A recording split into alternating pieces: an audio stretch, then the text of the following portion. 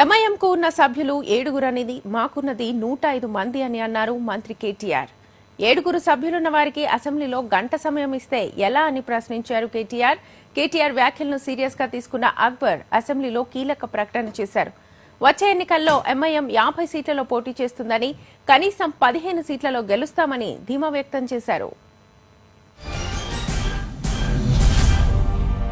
వాళ్ళ సభ్యులు ఉన్నది మొత్తం 7, మాకున్నది 105 మంది. మరి 7 ఉన్న వాళ్ళకు మీరు గంట టైం ఇస్తే గంటల పాటు ఆయన గవర్నర్ ప్రసంగం మీద కాకుండా బడ్జెట్ మీద, మున్సిపల్ పద్దు మీద మాట్లాడినట్టు మాట్లాడితే దానికి మేము అభ్యంతరం పెడతా అంటే కూడా ఆయనకు ఆవేశం ఎందుకు సార్? రెండోది సార్, వారు మాట్లాడుతున్నారు మీరు బీఏసీ ఈ నిర్ణయం తీసుకున్నారు, ఆ నిర్ణయం తీసుకున్నారని మాట్లాడతారు. ఆయన బీఏసీకే రాడు. వచ్చి ఏమైనా వాదించినా, వచ్చి చెప్పినా, విజ్ఞప్తి చేసినా మీరు వింటారు.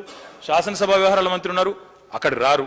అక్కడికి రాకపోగా పైపెచ్చి ఈ టర్మ్ లో అసలు అసెంబ్లీ జరగలేదన్నట్టు మాట్లాడుతున్నారు. ఆయన మర్చిపోతున్నారు.